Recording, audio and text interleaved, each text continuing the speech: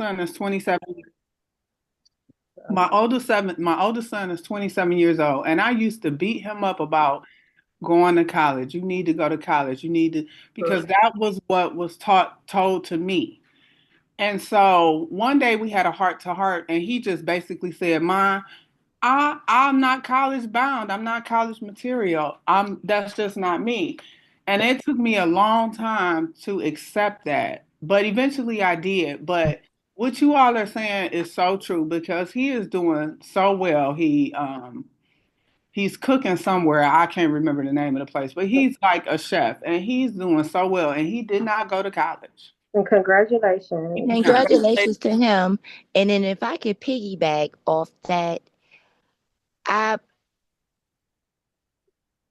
I feel like in the black community, black families and stuff, we don't say too much to our kids about college. I mention it to my kids because I feel like you can never have too much education. You can never have too many degrees. And if it comes to a point to where they be like, well, Ma, I really, I don't want to do that. That's not for me. But if I see the potential and I see them taking tests and they going to, tours and things like that. It's like, obviously, this is something that you maybe want to do. It has to literally come to the end of the road for me because, no, you can make it in this world without going to college. Absolutely. But Definitely. also, you can actually make it going to college as well. You know what I'm saying? It's like when you go to a job, for instance, and, you apply, you got your resume, you got things like that.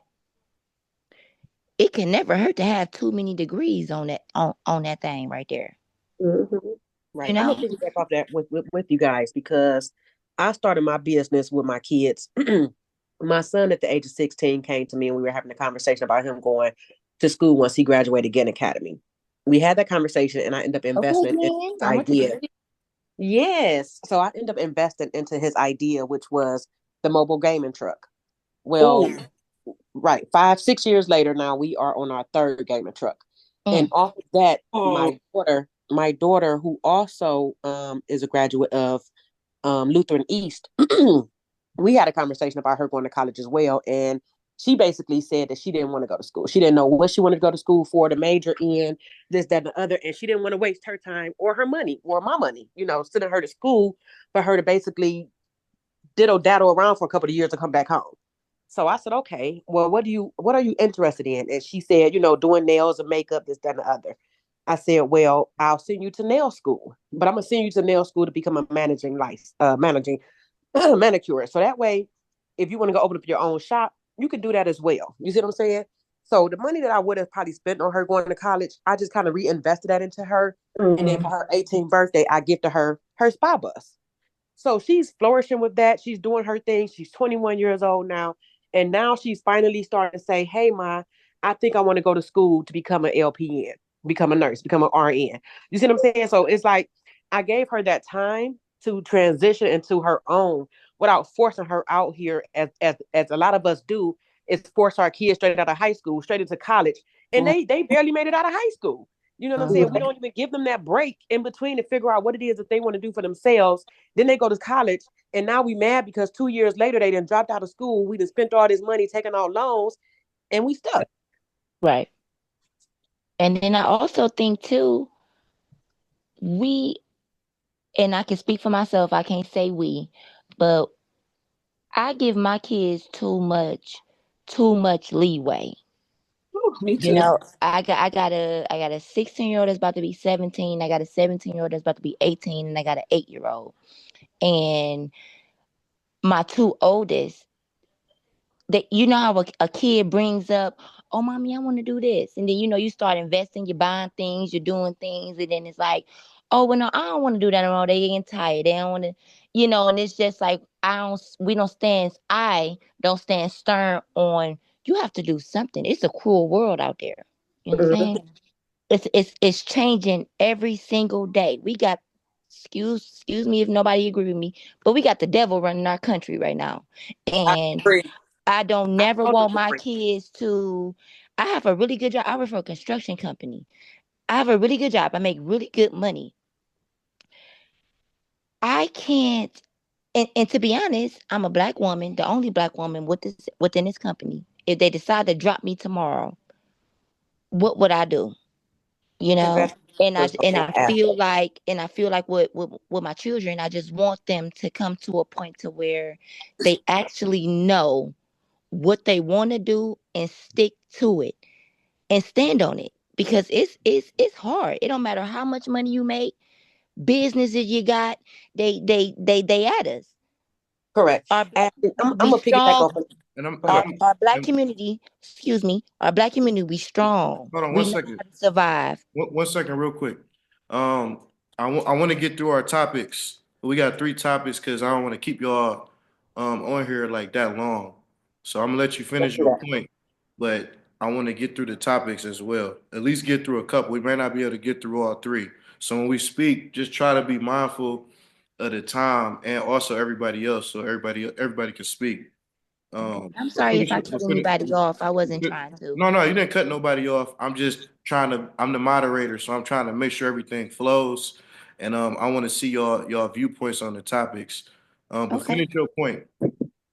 But no, I was just piggybacking off of what my girls were saying, just, with this, school and our kids and just trying to, but go ahead, we listening. Let's go to these topics you're talking about. Okay. Yep. Did everybody look at the videos the links that I sent on YouTube? Mm-hmm. Yeah, Yes. yeah. Everybody I seen caught it? it. Yes. Okay. So the Dr. Umar video, y'all seen that one? Yes. Mm-hmm. Yes. All right. So go ahead. We're gonna start with Tish. How you feel about the Dr. Umar video? Okay, so at first when I wrote my response down, I compared it to like black women and white women. And I realized, one, I'm not a white woman, so I can't really speak from a white female's perspective, but I am a woman and I'm a woman of color, so I can speak from those 2 perspectives. And I feel like I don't agree with him. I agree with some of the things that he says, but in this particular topic, I don't. I feel like women in general, if you're financially stable and you have the income and the means to support someone, we generally do that because that's in a woman's nature. I feel as though Mm-hmm. we as black women, I'm sorry about the blender, but I feel as though we as black women have a fear of it backfiring on us, and that's why we're less likely to invest in men. I feel like what else did I say? I feel as though in 2025, everyone wants a finished product. So everyone right now is looking for a high value man. Everyone is looking for a high value woman. And you need to do a lot of self reflection before you enter into a relationship where you invest in and you pouring into someone. From personal experience, I have invested in someone, my energy, my finances, and I didn't get too much back, and it left me drained. So that comes from the perspective of don't pour into an empty cup. So I would say I don't agree with him. And from a woman's standpoint or from a relation standpoint, period, you shouldn't invest in anyone that you don't have a solid commitment with, because any billionaire, any millionaire, he's not going to invest his money, invest his time in anything that's not going to yield a return. Mm-hmm. So we shouldn't be doing that as males and females either. We should not be investing in the people, sending people to college, paying people's bills, doing things like that, and we're not getting any type of return from it. Now, if I meet a man and I want to be his sponsor or be his, something like that, then that's what I am. I'm your sponsor. I'm your investor. I'm investing in something I may not yield a return. But if we in a relationship and we're caring for each other, we're living together, we're sharing space, then it should be some reciprocity. So I that's would just like to chime in Well, on you that know real what, quick. Tish? Okay, Can go I ahead. I'm chime Go sorry. in? ahead, go ahead, Shantae. Yeah, I gotta chime in because it's like that's the mama's job. Like what your mama teach you? Like if you don't got it together, like these men nowadays, they want to date a woman that has A, B, C, and D, and you don't have nothing. And I remember a time in my life where I didn't have nothing and I didn't want to date nobody because there was nothing that I could bring to the relationship. I had to figure out what was going on with me and get myself together first. And then, okay, now I'm ready for a partner. These guys, they're looking for but a mom. to But you chime know in what? on that, here's my thought process on that. We are all unfinished business. Nobody is finished. Nobody is complete. So I feel like, yes, if you don't have a car, if you don't have a job, you shouldn't be trying to quote unquote date, because how you gonna date? You can't take nobody out on a date. You can't do nothing. But if God put you in somebody's life or put somebody in your life, they are supposed to manifest something for you. Y'all are supposed to complete each other. So don't go from the mindset, I can't tell you what to do, but just me. You never know who you're gonna meet. So in that respect, I wouldn't close myself off and say, well, I don't have anything to offer, because you always have something to offer. You may not even know what it is, and that's why that person came into your life. And can I chime on that?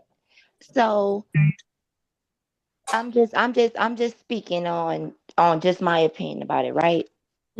Why during these days everybody talk about what somebody can do for them? Now, I'm the type of person, if if I'm dating you, right? And I'm with you, we now most people know adult, let's talk about people so grown, they got cars, they got their own house, they doing this, they doing that. You know when a man or a woman ain't for you.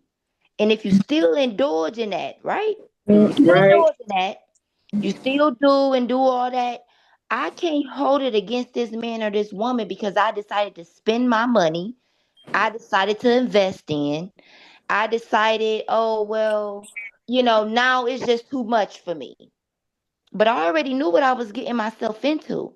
You know what I'm saying? Like, I'm the type of I don't, you don't even have to do, if you love me the right way, and I'm talking about mentally.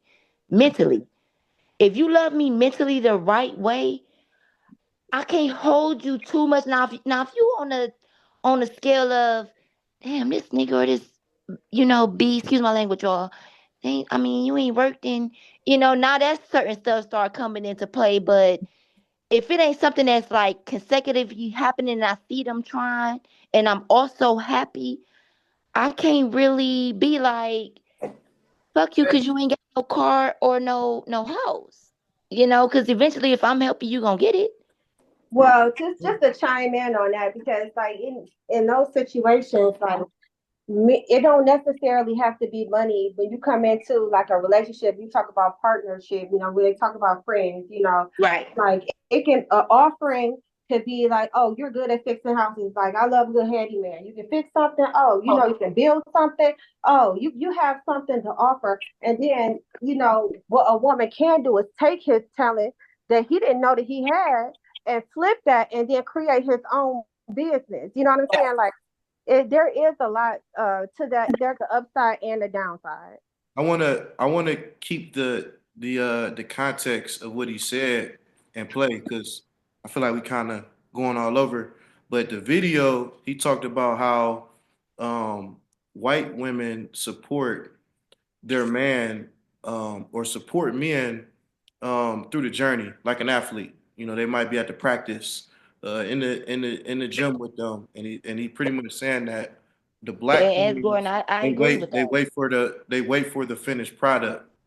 And I'm gonna go to Destiny, but I want to keep the context of what he was saying and play, of that. And do you guys agree with that? Do you feel like our black queens, um they wait till the guy is pretty much established? He got his stuff together, he got his house, he got his cars, and then they like, okay, I want him now. That's true though. I I agree. think I I Go agree think ahead, with but it's that. so let true. Destiny speak. Oh, I'm sorry. That's okay. So when I watched the video earlier, I did my little key takeaways from what was said and my opinion. And this is where I was coming with it because I feel like I agree with a lot that was said, but I feel like there's a lot of things that we have to uncover about what he was saying. In my opinion, I feel like not all Black women are looking for a finished product. I think a lot of that has to do with where that woman is in life at the time. So I think it also has to do with what she's been predisposed to, as well as what she's already accomplished. When I was in my 20s, still discovering myself, settling into different careers, just trying to find my way, it wouldn't bother me if I was building with someone because we're kind of on the same level, kind of what the first woman said, where we can, grow together. When I'm in my mid 30s and I'm in my career, my different life experiences, I have experience, etc. I feel like now if I were to meet someone, I would want him to at least be where I am, like meet me where I'm at. Because I feel like, kind of like what she said, if you don't have a car right now, you don't have this going on, I can't hustle backwards in that sense. But I would want to, of course, still hear him out, see where he is, where his head is, what his master plan is, and see if that's something that I could work with or not. I do not believe all white women are down to ride with a Black man while he's building for the love of it.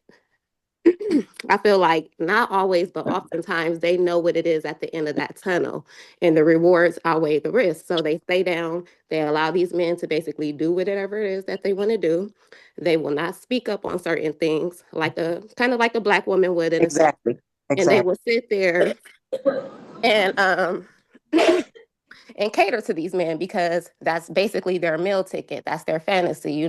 They know what they're getting at the end of it. So I've seen several Black women hold Black men down during their come up. I've seen women build from scratch with their man. I've seen women hold Black women hold a man down and continually be let down by a man because he's not pulling his weight, he's not being that leader and all that. So I get both sides of it. We come from different backgrounds, different life experiences, and in a sense we're like taught to be more independent and hard and hold that man down and stuff. So I kind of seen both sides, but the conclusion that I came up with, I am opposed to his argument because it isn't like a black and white situation. I feel like there's a lot of gray areas in this topic, and you can't just a one fit all situation on this because different people move differently.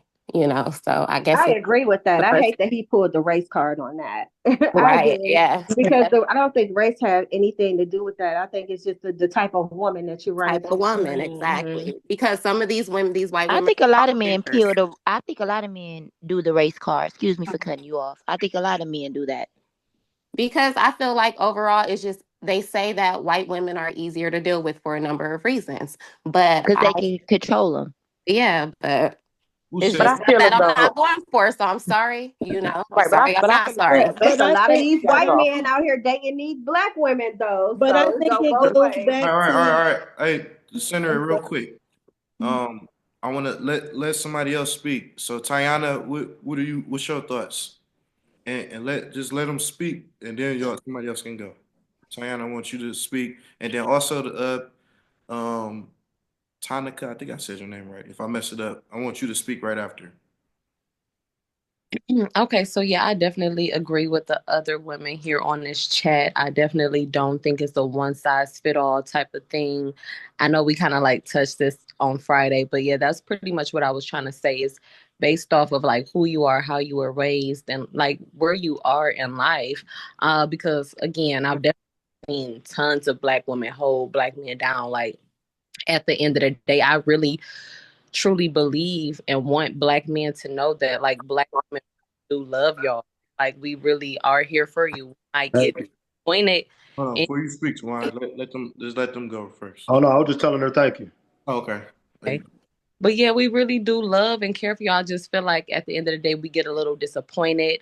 Or it comes a situation where it's like we're riding for you guys and it just seems as if y'all might want to go the easier route. So that would be women who will let you just walk over them or not necessarily But yeah, I definitely did not fully agree with that video at all.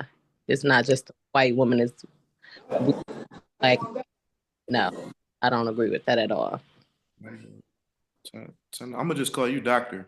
Doctor, doctor, it's on you, and then patient Okay. next. So Then Rose. I heard everybody, and I agree with everything that was said. I want to piggyback off of Tiana. Everything that she said, I was getting ready to say, but I also want to add too is that in the black community with our men, some they may have a vision, but it's like, what is your vision? Does your vision make sense? Before I invest in something like that, I don't think that in our community that the women have a problem with investing in anything. It just has to make sense. And then two, when you talk about white women holding it down versus black women, as far as investing. Um, in a lot of the black communities, we don't have, if we're talking about funding, we don't have the funding. Right. Depending on your household and your background. A lot of us, or most of us, or some of us grew up in households where we were barely making it. We weren't taught to save money. We were taught to survive.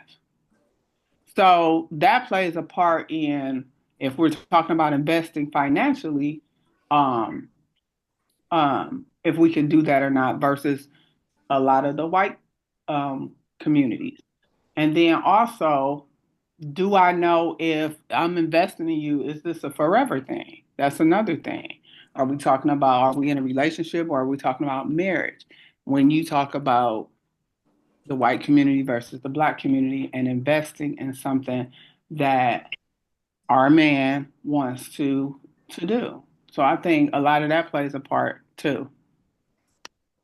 But I agree with what everybody said. It makes sense. It's on you, Queen. Who you talking? Patient, patient. Yeah, you Tasha? passion. Oh, see, Oh, you up again. well, yeah, I just want to reiterate because everybody on point. But yes, we definitely love our black men.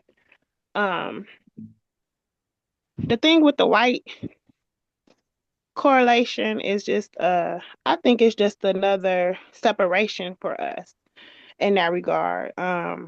I went to Catholic school with white girls damn near all my life, and they are taught to be supportive. Just like Queen said, we're a race that's brought up to survive and to nurture and to provide and to be the backbone. We didn't have that leisure time to find ourselves and just be supportive. And now we could just support the man because they didn't have those struggles.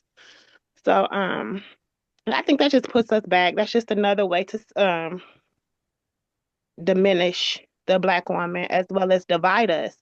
And that's the whole agenda to keep the black man and black woman not a family. So I think he further Right. divides us. I don't think he brings us together, Dr. Umar. I think he further divides us because it's always a black and a pro-black, but he still make these crazy statements and so I just think it further divides us. It further puts us away from the mission. It further keeps us from coming together. And we just need to focus on the plan. That's it. We got like three more perspectives, and then I want to hear from the guys. But I want to add something to that. He was also referring to a lot of the athletes that are marrying white women. So he was saying that some of those white women or women who aren't from here, they might be from the country, they marrying these athletes, so that's pretty much what he's saying. So it's not the investment is not I guess the money, is the time. Just staying down, I guess, till they get there. But I want to go, it's me, honey, and then Rose, and then Keisha. I agree and I disagree. Only reason why I agree is because me personally, I am a black woman and I have 4 boys. And my oldest son now, he's in high school and he's one of the top people in his school. And a lot of females do go for people money.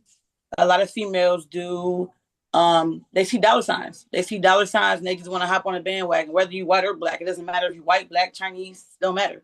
If a woman sees something, like if she's poor, she don't got nothing, and she sees something and she see that she can go for it and she can get on with it, that's what she gonna do. The same with a guy. I didn't been with 2, 3 guys that didn't have nothing. I know they didn't have anything, but I didn't put that against them. But I gave them a chance to reiterate themselves and to try to make something of themselves, and they didn't. I cut them off. Like it's called chances. You give people chances, but at the end of the day, and what I disagree is what everybody else said. He did pull the race card. It shouldn't be black or white. Why do we have to be black or white? Why do white men have to hold their men down? I got somebody that's incarcerated right now, but before he got incarcerated, my fiance got incarcerated. He has a food truck. He was doing what he was supposed to do. So just because he's incarcerated doesn't mean I'm going to give up on him. I'm going to continue to help him with his legacy. So when he come home, he still be on top. Okay, Rose. And after that, Keisha. She can go. I want to go last. Well, you gotta go now, or you ain't gonna be able to go. I'm trying to give everybody a chance to speak. Okay, I don't want to go then because I don't know. That's okay. All right, it's on you, Keisha. Okay, so speaking on, sorry, I told y'all I'm sick. So speaking on that topic, I definitely disagree.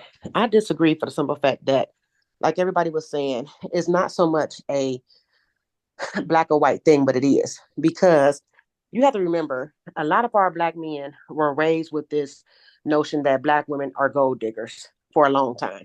Mm-hmm. So as they start to come up, or we're trying to hold them down in a relationship as they're getting their stuff together, that once they get their stuff together, we don't want anything from them but their money. We want to eat off of them. We want to survive off of them, this, that, and the other. The black woman is perceived as lazy, don't want to do nothing but have babies, sit around, lay around, or whatever, and eat off the black man. So for a long time, the black man would look the other way when he felt as though he's becoming wealthy. If he was not with somebody, from the beginning and had that mutual feeling, I think it's just something within the mental mindset of the black man. So I don't believe that that's all black men, but as far as Dr. Umar goes, and I love Dr. Umar and I listen to a lot of things that he says, and I do agree with a lot of things that he says, but that one thing right there, I don't agree with, because we as black women, we'll hold the black man down. We choose a black man first before we go outside of our race. And even when we don't have a black man to choose from, we would be alone. We would be celibate. We would not deal with anybody outside of our race because we want to grow and have a family with the black man. So I don't agree with that. I just feel as though that the mental mind space of the black man growing up, that the black woman is a gold digger and is only out for their money, is a big thing. Mm-hmm. Pasha, you want to say something real quick before the guys start speaking? I guess you could raise your hand. I didn't know you could do that. I want to say something because even with the black man and the black woman, the men, they are supposed to be the providers. That is their job. That is what they are supposed to do. Like, that's what makes us together as one. You know what I'm saying? The black man is supposed to provide and protect. And it's like nowadays the roles have switched over so much, that the women, we are being the strong ones. We are providing, we are protecting our kids. So yes, we do look for the black man to do those things, and some of them, they're just not ready. They wasn't raised that way, or they're mentally messed up because they've been incarcerated, so that's my standpoint on just that part right there. I'm gonna let Tawan, I want you to speak. You gonna speak first, and then Joe, you right after Tawan, and then we gonna go Gary and then Zoe. So go ahead, Tawan. Okay. First, it was so much said. So trying to put it all in their place. But the first thing that I want to say is I want to give an apology for any of the pain or feelings that I felt like I heard while y'all was speaking. because I do think it's some situations that I think people might have thought on personally or been exposed to. Because I forget the lady name, but like when I could hear the passion in that, and I think that's important. I think a lot of what he said in various contexts can be true. I think what we talking about in that is more so how we feel about what was said instead of what could be solutions for one, the way that that thought process is going, and to really deal with the men that feel that way, because there are men that feel that way.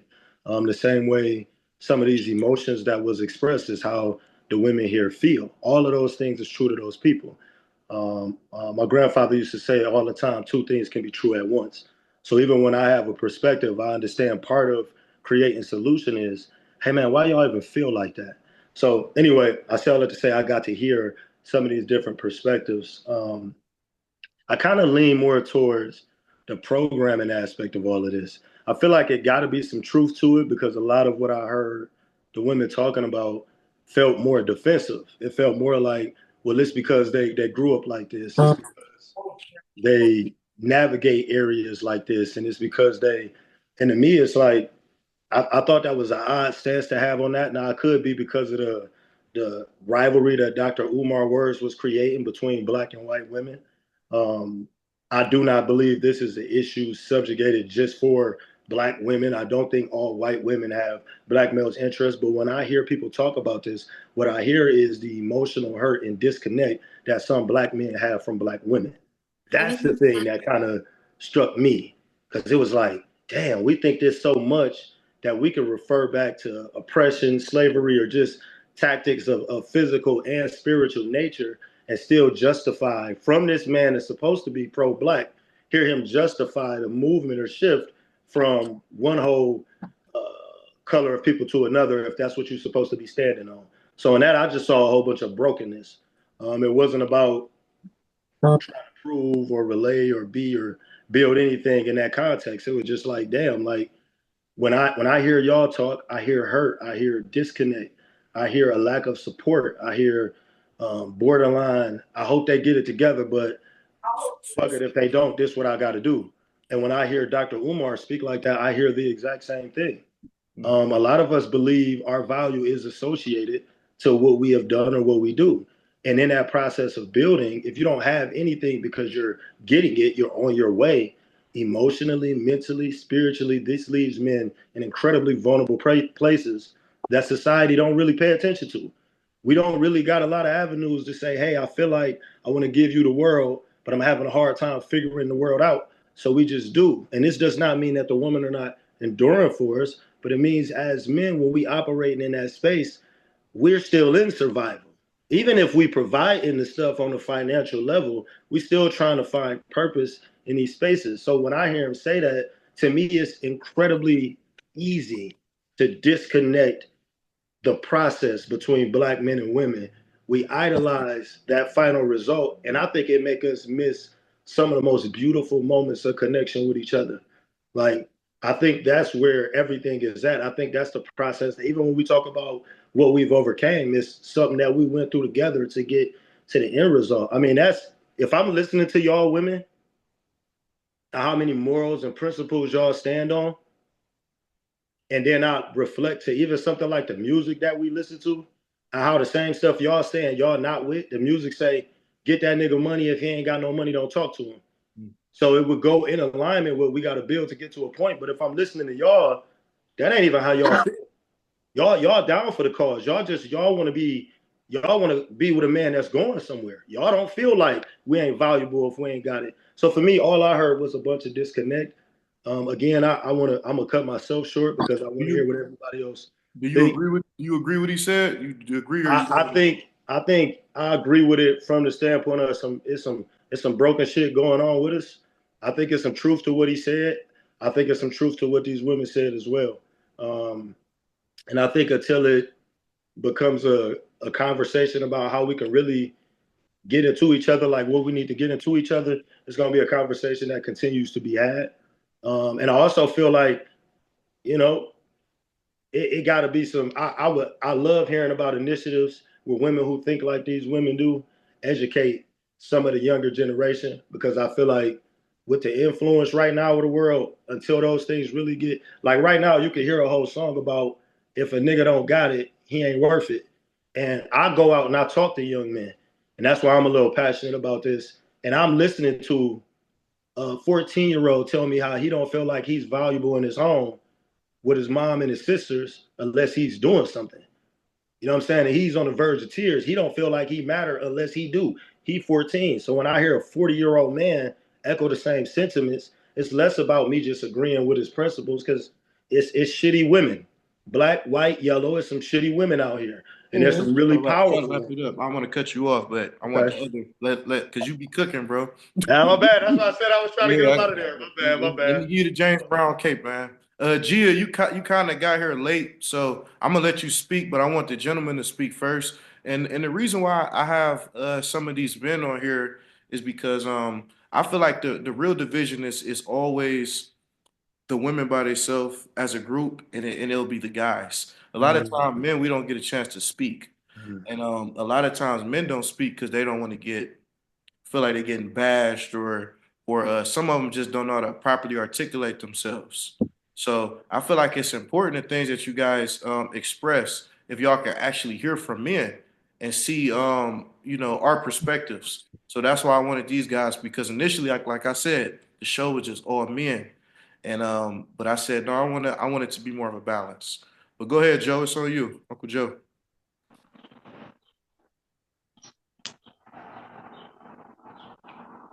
He used to having flip phones and pagers, so he don't know how to work his.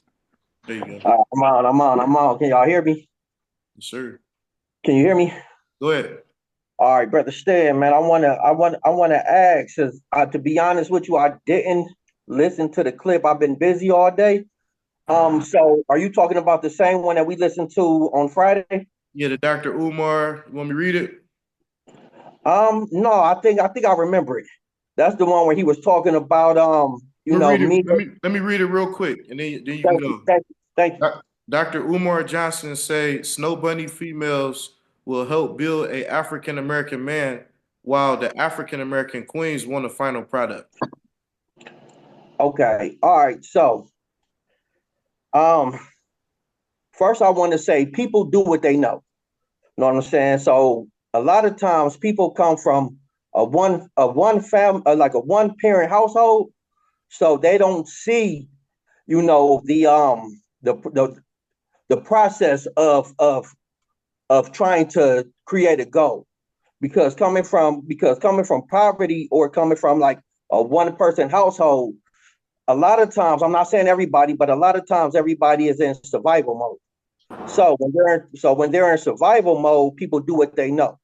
And let's be 100% honest, a lot of white women come from, a more nourishment, a more nourished household. So white women tend to be more patient, and I'm not saying all white women, I'm not saying all black women, I'm just saying, like, just, far as like, when you're on that come up, when you're on that come up, a lot of times it's hard for, well, I'm gonna speak for myself. So like I'm an entrepreneur. I'm an entrepreneur myself, right? And a few years ago, I was I was trying to date this young lady, right? And she used to always complain, "You ain't got time for me. You ain't got time for me. You ain't got time for me." You know what I'm saying? And I would give her options. I'd be like, "Hey, let's try to set aside this time. Let's set aside that time. Let's try to do, different things, and if it wasn't convenient for her, it didn't work. You know what I'm saying? So, you know, as me being an entrepreneur and trying to make it, you know, sometimes it is easier to be with somebody, black, white, Asian, Hispanic, whoever, who has more patience, or don't mind being in the trenches with you. Don't mind, it may be days where, we may not talk. And I know, well, just my experience with black women, and I say that up front. I'd be like, yo, we might go through this and we might not talk this, that, and the third. And then it always becomes a point to where they want more. Well, I want more of your time. I want to be able to see you more. I want to be able to do this or want to be able to do that. And then I try to reiterate from the beginning what I told you in the beginning. I'm I'm I'm trying to build something here. I'm trying to build something here. So, if you can't stay down during this build, then maybe this ain't gonna work. And I'm not saying to run to a white woman. I'm not saying run to an Asian woman. I'm not saying run to anybody. I'm just speaking from my experience, you know what I'm saying? And no, I never dated a white woman before. I'd rather just not date, but it must be some truth to what he said. I mean, I'm just saying. Um, to me, it seems like there's have to be, some type of truth. I think Rick Ross said it best, man. You wasn't with me shooting in the gym. Know what I'm saying? So while I'm sacrificing and working and working and working and trying to make something happen, if you don't, if you if that's too much or too hard for you, I think that's why, more women, I don't want to say black women or white women, but I think women in general do want to finish copy. It's hard to go through the trenches with somebody. It's hard to not have that time to spend with somebody. It's hard to not, be able to see somebody. It's hard not to be able to go out, especially with social media. Social media, is every time you get on, you know, somebody on the trip, somebody eating, you got pictures of plates, trips, everything. You know what I'm saying? So, and as humans, we want that too. But sometimes it's not the time or the place, and that's my take on it. I'm gonna get off. Hey, before you go, Gary, Gia, I want you to.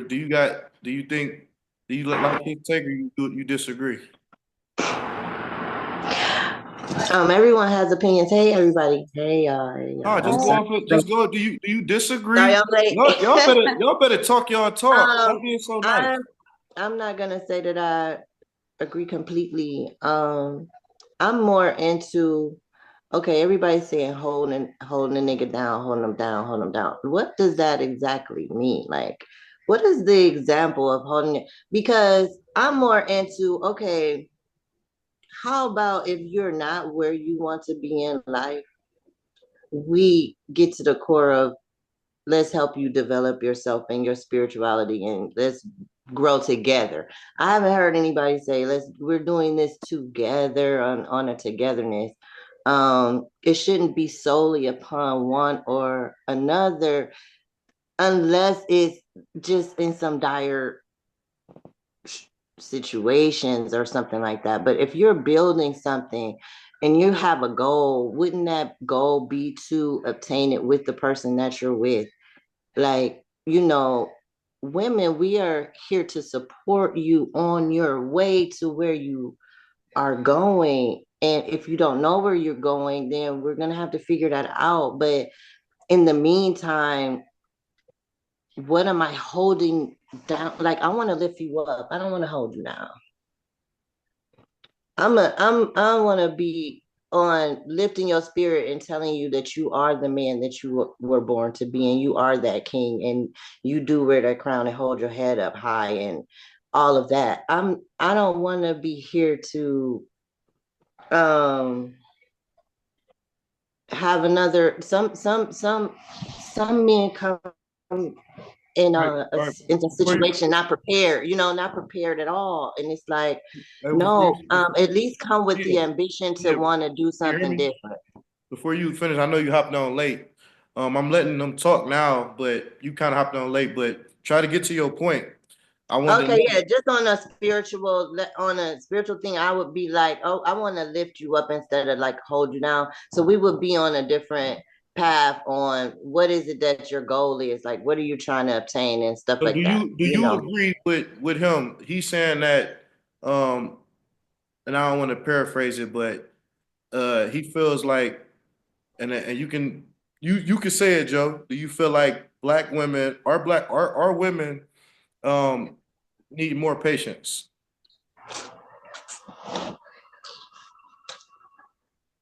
I see nothing more Can patient you than hear a me? black Oh, woman. sorry. Go ahead, Joe. Can you hear me? Yeah. Hold on, I don't hear you now. You put it on mute. Man, you back in 85, man. Come on, man. Get with the technology. Can you hear me? Yeah. You can hear me? Yeah, I can hear you now. You put it on mute again. Can you hear me now? Yeah, just talk. Go ahead. All right, so look, I'm not saying that black women needs more patience. Um, I'm saying, hey man, I might get, I don't know, but I'm saying black women don't listen. I'm saying like if I tell you in the beginning, yo, I'm trying to build something. This is what my time is, and if you want more of my time, pull up on me. You know where I'm at. I'm working on these houses. I don't have no secrets. You know what I'm saying? You know where I'm at. Pull up on me. You know what I'm saying? Take 10, 15 minutes out your day, pull up on me. You know what I'm saying? Let me pull up on you every now and then. Yeah, I'm just saying, once a couple of months go in and it'd be like, well, I ain't seen you, I ain't talked to you. And I'm like, well, I'm busy. You know what I'm saying? I'm busy. You know what I'm saying? I'm like, Can I but you know chime what I'm in? at? Go ahead. Go ahead.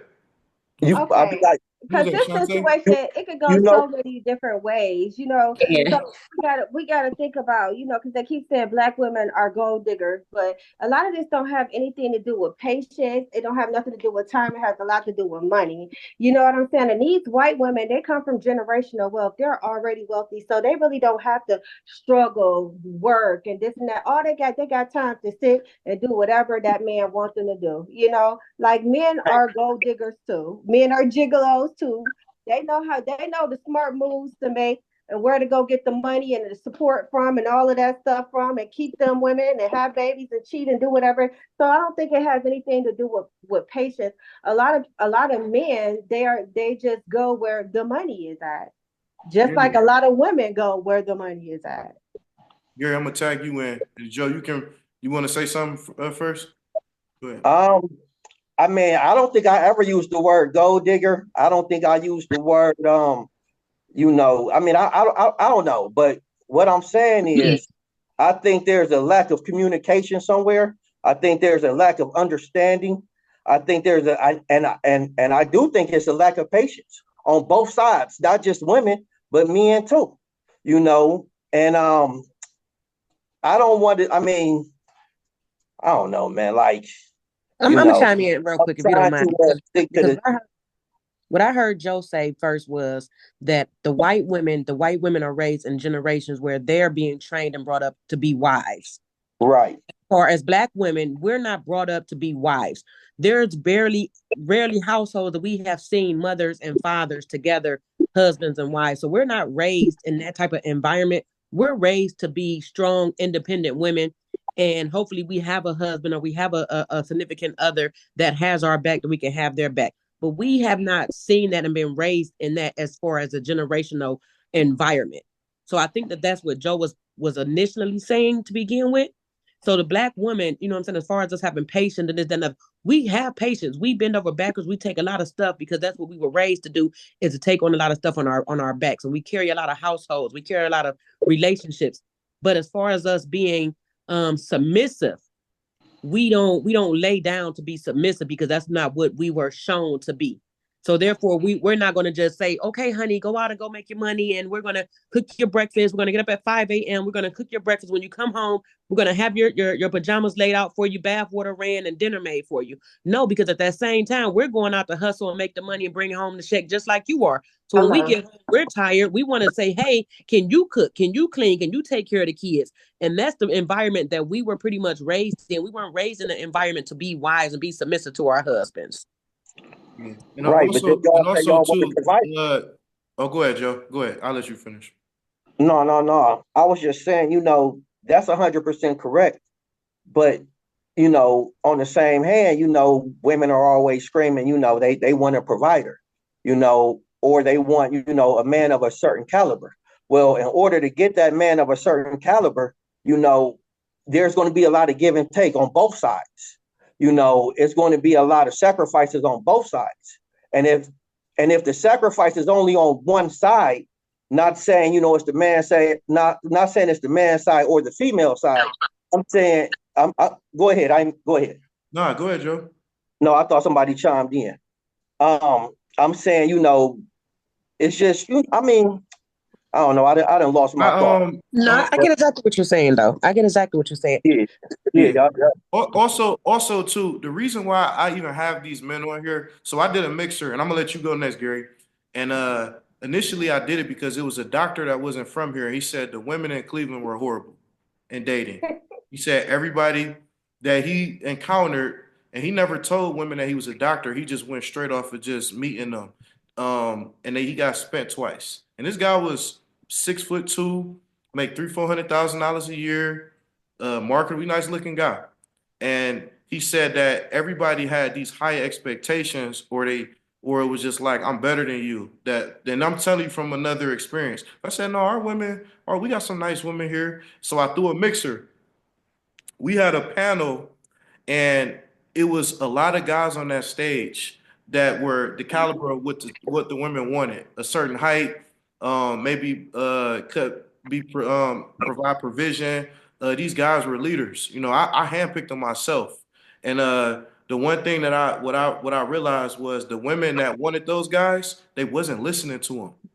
So I feel like we need to start listening more to our men, and a lot of us guys don't speak. That's why I created this platform, and then when the man does speak, it's a problem. So I feel like we should start listening and seeing exactly like Joe said, communication rule the nation. Correct. And don't listen to respond, listen to obtain and figure out, okay, well, what is he talking about? If this is the guy that you want, what is it that he's looking for? And even for the guys, like a woman gonna tell you exactly what she want or what she need. She'll tell you, just listen to her. So I feel like it's important for us to listen to each other and don't respond like Tawan was saying. It was a lot of hurt, emotion, because you might have heard something instead of seeing. And when I was in college, I went to Notre Dame. I played football. Do you know who was at my practices in the stadium? It was white women. And I'm not saying that to bash, my women, because I love black women. I never been with a white woman. But I'm just being honest. It was white women at the practices. They was sitting in the stands. They was at all our, what I'm saying, the games and all of that type of stuff. And a They lot were of those scouting, and a scouting lot the of those girls. women that were there, they wound up marrying just the white guys in general. I'm not talking about, they married a lot of those white guys. That was literally their husband was sitting in class in the same next to him in their seat. And I feel like a lot of times when the guy is working on his dream, you know what I'm saying? Like say like college. You in college, your Prince Charming is right there. But some of our women, they'll go through their whole phase. And then when they get to a certain age, all right, I'm ready to settle down now. And I'm just telling you all this. A lot of guys see that type of stuff. So I feel like your Prince Charming, he's going to be in the trenches with you. So you working on that. Also, look next to him. I had a quote that I said on Friday.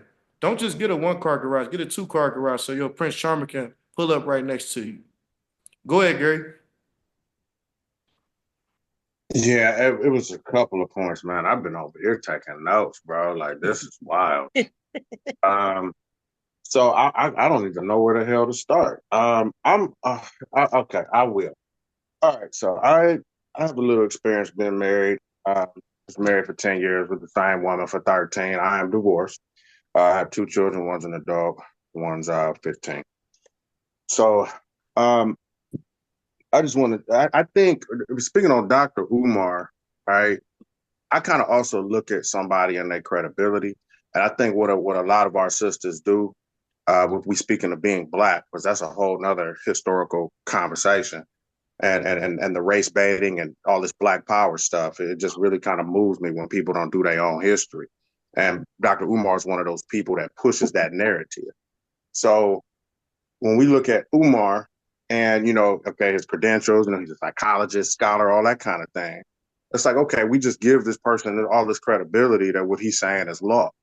And I mean, if you look at what love is, you're gonna do you're gonna do for who you love, and that's number one. It don't matter what color they is. But if you're looking at the point that he was trying to make in this video, like snow bunnies are basically taking over or whatever the case may be, it is we're in Cleveland. Cleveland is a very segregated city. If you ever worked in this city, you can see that it's still behind the times. When I travel to Miami, when I travel to Chicago, when I travel to Vegas, when I travel to LA, I don't see the same things that I see here in Cleveland in the Dayton world. Everybody kicking it together out there. Mexicans, white people, black people. You go over to Oklahoma. See, that's part of the problem that we have with black people as well, is that we don't travel. Okay. So when you stay in your one spot and you made your bed and you got to lay in it, you may end up developing some unhealthy thoughts. And those unhealthy thoughts come from being that flea in the jar that's been jumping in that jar. And then when they take the lid off, you can't even see what else is above it. You don't even know the jar gone. You don't even know the lid on the jar gone. So I'm gonna move on to another point that I had. Just as far as like just with our sisters, and it was something that was said about. Hold on for a second. It was something that was said with regards to trying to help a guy get to where you want to be or whatnot, where he wants to be, or this, that, and the other. Well, we go back in history, we were sharecroppers over here. And you look at the history of it, if you look at that side of it, the family was working together, right? And your wife in our black communities, quote unquote, was the helpmate. So the idea was for the family to work the farm and build their produce and survive and thrive off of those things. And that was their economics. Next point I wanted to make was somebody mentioned something about the spiritual component of it.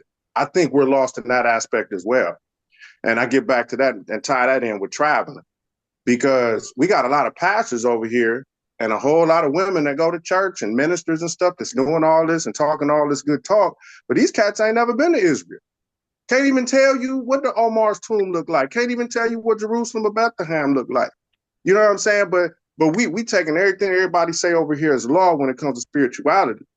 And I also found in some of the friends that I talk to and guys who are working professional men that have had some issues with, dating some of our sisters, not all of them, but some, is that, the listening component. You listen to everything, and this ain't directed to any one person, but whether you're an entrepreneur or not, you listen to everything that HR person will tell you. But when you come home, you can't listen to your man, because you feel like you got a title if you're working for somebody. And the reality of it is, it doesn't matter what historical context book that you read, if it's part of religion, if it's a science book, you are to do unto others, you're to do unto others if you want done on yourself. And in all of them books, the woman has always been the helpmate. A man pours in, you pour into a woman the right way, and you pour into her, she will bloom for you, just like a flower. Just like a flower. Correct. Just like a flower. Yep. And you have to look at that component. So all this, so the idea of saying that I want this or I want that, or this guy can't do this or can't do that for me, and this, that, and the other, y'all really don't have a lot to choose from right now. No, for real. So the reality of it is that the guys that's out here, and you want to make them what you want them to be. You want the guy making 100,000 to be on your level, quote unquote. It's only 24. I said this on the show the other day. It's only, if you do the statistics, it's only 24% of all our black, quote unquote, households in the United States that make a combined total of $100,000 a year. So we're in Cleveland, and how many black guys in Cleveland do you know that are doing that? And if they're not doing that, why are they not doing that? Because there's also something wrong with the economy. There's a lot of stuff that's going on with oppression and disenfranchisement of black men. That's just what's happening. And we have to see beyond what's in front of us. We have to think outside the box. And the idea of, these young men ain't being raised this way, their mother ain't this, they probably got a mother issue, this type of thing like that. Ain't gonna be no good men out here if you ain't raising none. That's just the reality of it. Would you, if you're single, if you're divorced, if you got a baby daddy, think of it like this. If you got a beautiful son at home and you love him with all your heart and you're a black woman, would you want him to bring home a woman the same and that's treating him the same way that you treated your baby daddy, your ex-husband? Nope. That's deep. I have 4 boys, so I totally understand that, and that's why I said, like, I, it's not all about what a woman can do for a man. It's not all about what a man can do for a woman. It's like it's supposed to be like an equal thing. And a lot of people say I, the man's supposed to be the head of the household. Yeah, that's true. But if that man was the head of the household and something happened to him where he can't be the man in the household anymore, things happen. things do happen, and I agree with that. I agree with that component. But a lot of times, at least in history, then a lot of times, what did happen is that there was women that went out and did get remarried and moved on, etc. Those things just happen like that. And I mean, when we look in, if you really go back in our family trees, like shit, my grandfather had 2 wives. You know what I'm saying? And we go back, this is just the way it was back then. But I just want one more point I wanted to make about the word queen that Dr. Umar Johnson uses. And I challenge y'all to research 2 things. I want y'all to research the CDC about Black fathers and how, with the research and the study that they did, that Black fathers are historically spend more time doing homework with their kids, more time bathing their children, more time playing with their children than any other race of people. I want y'all to do the research that CDC does study. The second thing I want you to research is the old English context word of the word queen, but it's not spelled the way we pronounce it with the tongue and the pronunciation. It's spelled Qwean. Yeah. And I challenge y'all to do that. Maybe somebody can speak on what they find when they see that. CDC, including initiatives like the Pregnancy Risk Assessment Monitor for dads, and found that Black fathers are more involved in their children's lives compared to other racial groups. Anybody want to say anything that he combat what he said? Anything he said, ladies? I did want to speak on something real quick. Being Black, we already in trauma. We've already been raised in trauma. That is our makeup. We live and we survive off of grief and trauma. And in that, we never really know in this day and age what love really is. We don't have a definition. We don't see that. So now we just have to redefine what these things that we deem important, what they really mean and what value they hold. We're just speaking of love. Everybody want to be in love. Everybody want to have somebody. But they don't even have anything of true value if they don't even know what that thing is. So they're looking for something that they already have, but haven't developed more enough within themselves. So as Black people, we have to create a different narrative of what we deem as marriage. Marriage was not just to be cute and fancy and get purses and get what we want.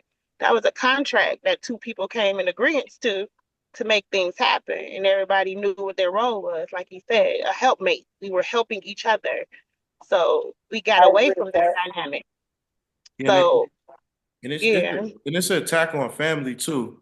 The one thing when it comes to the Black community, we got so many different subpart groups, and these groups are used to dilute us as a people. You got the LGBT, you got the feminist movement, you got Crips versus Bloods, you got Red versus Blue, the Democrats versus Republicans. It's all these different groups to literally dilute us as a people so we don't work together.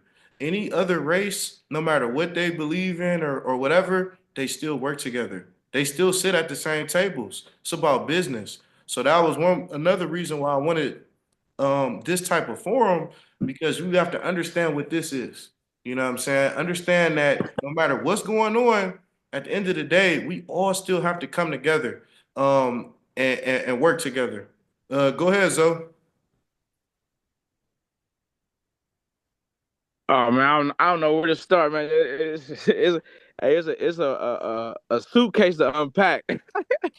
But I mean, going back to the beginning, I believe what was being said as far as taking off the value being based upon what one can do, but based upon a divine order that God has set. And a lot of people want relationships with each other, but really nobody's focused on a relationship with God, which would lead people, in the right direction. I mean, it's so much to go back to, even, going as far as the Bible, how the Bible put relationship and man and woman working together, and not being a thing such as color, as everybody said, but there is a reality to, the traumas that the Black people has faced, as long as, Black men going and mess with white women and all that. But what I do believe is, You know, we look at things with a small minded perspective, and you look at mental health. Generalization is actually a Hey, mental Zo. health issue. Zo. It's a mental health sickness. Hey, And Zo. what we do, we're looking at a world where we got Zo. 169 million women, Hey, and Zo. we decide based Can you off hear of a me? few scenarios or Try situations to mute his mic. that we can Zo. judge and say what all Zo. women Can are you or hear what me? all men are. I just muted his mic. Everybody, please stay on topic. So we talk about Dr. Umar. I had to mute your mic for a second. I don't want to do that, but I want us to all stay on topic. Uh, do you agree with Dr. Umar? Did you see the video? I'm about to unmute you. Yeah, I didn't get to see some of it, but I went and watched the gist of it as far as what he was saying. Like I said, the snow bunnies, and you know them standing behind the man more so than the others. But that was basically I was basically saying, you know, I was responding to it, but I'm responding to it in a way of like I say, Do you agree? Do you agree? Do you agree to it? Is oh yes or no no no? no no, I think it's a generalization, which is an issue. No sir, So you there's don't agree? 169 million women. Okay. So it's hard to say, you know, what one group or what one woman is based off of us having a few experiences. Go ahead. I ain't want to cut you. I just want to make sure that we all can stay within the realm of the topic. So cause we kind of going all over the place. Well, So yeah, that's why I said there was a lot to unpack. Is trying to respond, but the gist of what I'm saying, I don't agree solely because, like I say, if we take the values off of each other as far as what we can do, you know, a lot of that goes away. But I mean, the gist of it is, like I said, we got 169 million women just alone. I don't know how many women Dr. Umar done been with. You know, how many black women, how many white women his experiences have been. But it can't be so many to say, you know, out of 169 million women that black women are one way and white women are another way. Like I said, if you deal with mental health, generalization is really a sickness where we have an experience, and from that experience, we'll say all women are such and such and such, or women that say all men are such and such, versus being open and having faith in God, which is why I said the back to the divine order. It's just if you have faith, you don't look at your experiences and try to scope your future out.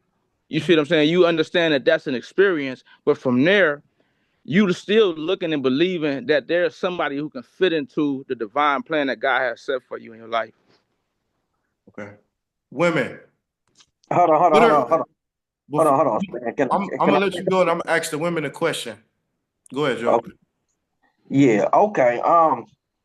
To get back, like you said, to stay on topic.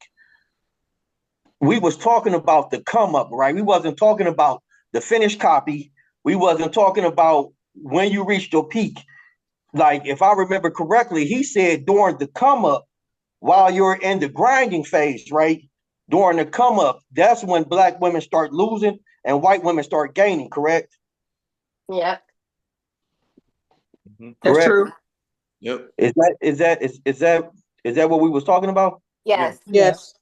Yeah, all right. I just wanted to reiterate that because we got so far everywhere. Everybody just was just talking, and I'm like, I didn't got lost because I thought we was talking about one thing. I don't know if you want to bring that back around, Well, Scott, or I say this. I say this, Joe. Too the end of the day, it's about solutions. right. So we can all have this point, have that point, but it's about what are we doing to why is it that our black athletes are dating these white girls? Is this something that we're doing as a whole? But this is what I wanted to ask the women. What are three things that you want in a man? Like your top three things. Just real quick. Three things. Anybody can go. Intellect, authenticity, and faith. Anybody else? I'm gonna start off by saying chivalry. That's what I want. So Like, provision, yeah, just be able to open up my door, pump my gas. I want to see where you chivalry. start with that. You know what I'm saying? Yeah. For sure. Anybody else? Chivalry, spirituality, in a good mental space. So provision is nothing that you guys would want on your list? Yes. Yes. Is that like You a said top you three said quality? three. That's intellect. Yeah. Yes. Intellect is provision? You said top three. I That's in said the I file. said you could pick three. So pretty much Oh, everything you okay. Okay. said That takes away provision. So that's your 3. So provision isn't on there at all. Yes, provision is definitely on there. The reason why I said that is because I'm just speaking for myself, like when I was let's just say high school, from when I was a little boy until where I become now, the girls that was in my high school, let's just say ninth graders, they wasn't looking at the ninth grader boys. You know who they was looking at? The older guys 11, who was 12th driving the grades. cars, Yep. that had jobs. Some of them had apartments. They was looking for someone to provide. You know Yep. what I'm Exactly. saying? So, and a lot of our women do look for provision, and there's nothing wrong with that. So that goes right back into the point where Dr. Umar, when he said on that clip, Dr. Umar he panders to women, by the way.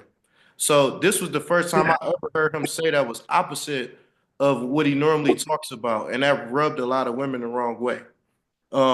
So provision is something that's needed. So do you guys feel like I feel like when it comes to us, the biggest thing that we should focus on is the value in that person as Yeah. opposed to the money.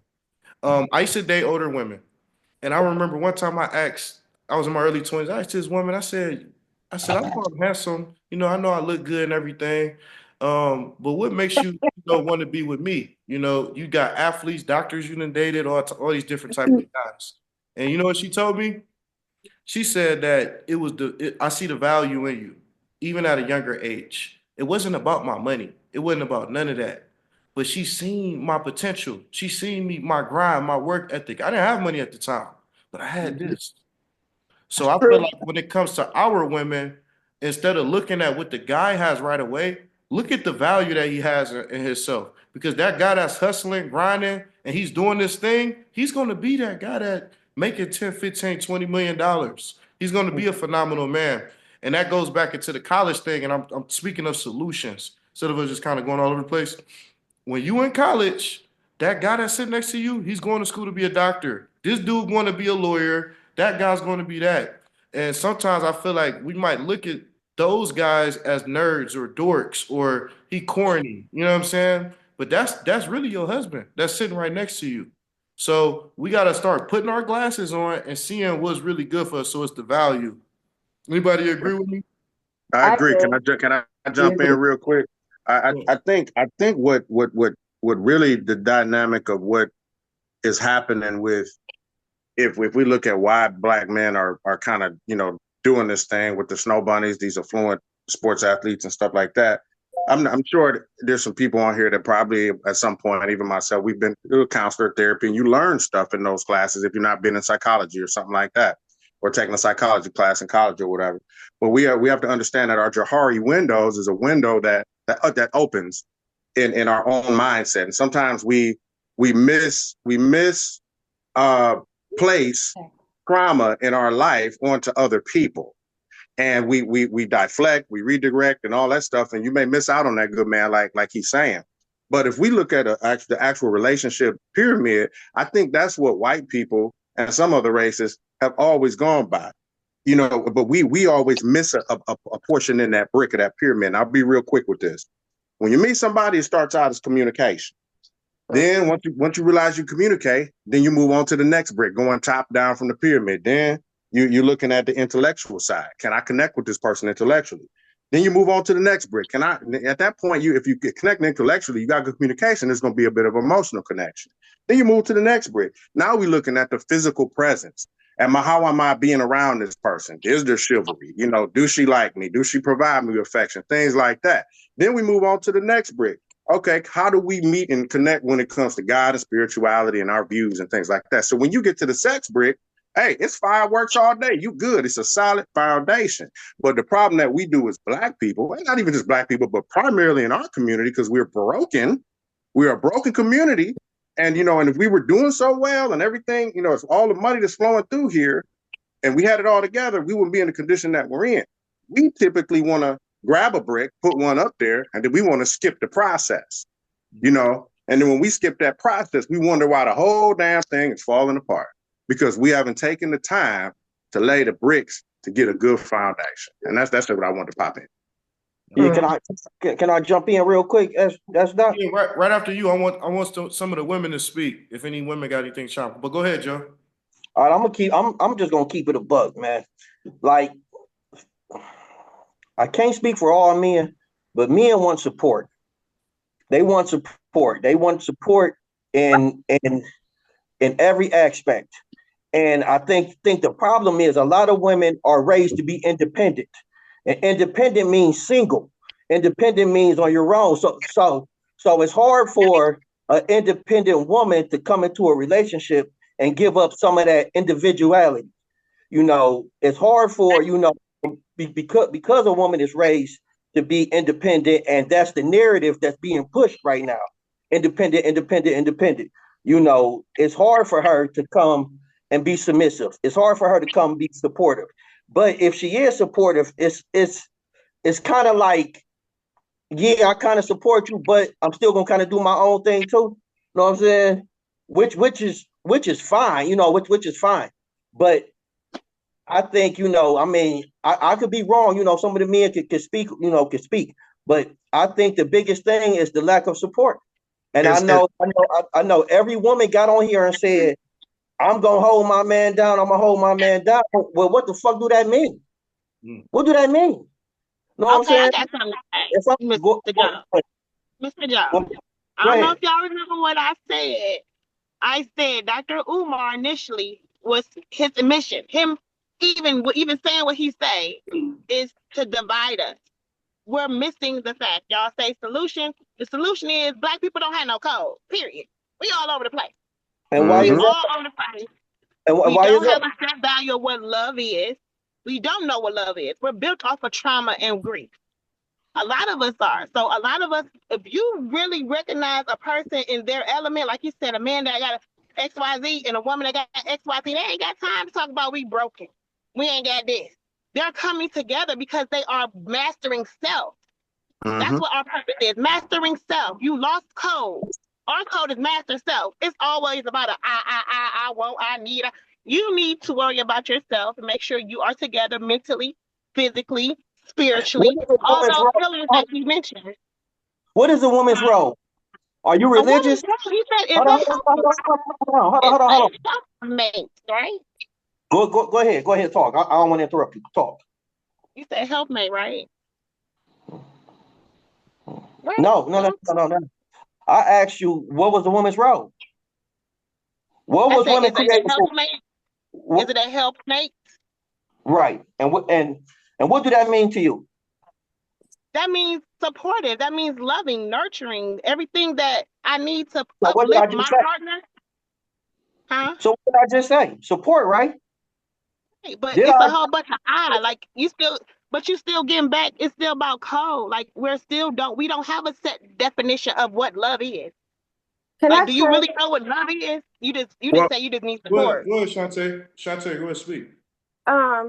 So because he was saying about support and patience, and I think that since we are damaged, the black man and the black woman, so we both need patience with each other, because like in certain circumstances, like us being women, we are so independent. We're used to doing this and doing that and doing this, but sometimes it's going to take that real man to say, "No, I got this."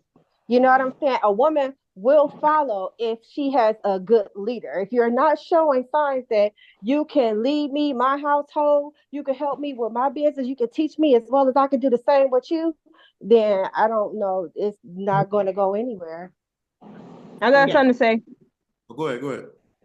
I feel like love is unconditional love, affection given without any conditions or expectations, a selfless act of caring for someone regardless of their actions or circumstances.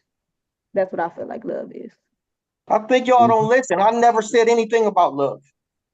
That goes back to y'all. That goes back to what S. Dot said in the beginning. You guys listen to respond and not listen to take in to what I was saying. I completely Well, I was get just saying everything what love is. So about the support, about the patience. And what I was just saying was, I not just women. I was saying men too. I was saying both. We're both damaged, so we all need to be patient with each other. You know what I'm saying? That's what And I I'm was. rocking with you. I'm And I rocking with that. I'm rocking with that. I like that. I'm rocking with that. and I'll say this. The one thing that and you absolutely right, P, we not on code. And this is the big thing why we not on code. Because it's always instead of black people, it's the black woman. The black woman said this. The black woman said this. That's division in itself, just with saying that out your mouth. We have the same, we are together. We got the same struggle. You know what I'm saying? Just even politically. Let's just say politically. We just had the politics and everything. It was about the black women going this way and black men going that way. Instead of us coming together, we can literally vote as a block. We not on the same page.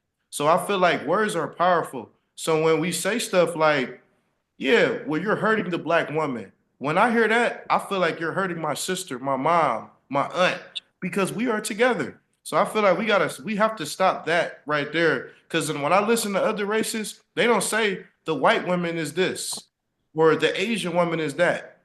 And if you want to break it down in the feminism, um, white women they use our black women to push their narrative. And then when a black man dies, I don't see no white women speaking up for them Not at at all. all.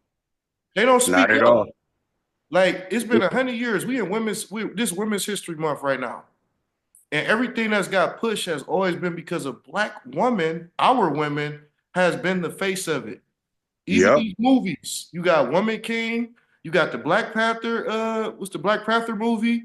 All of those movies was women empowerment. But what it should be is black empowerment.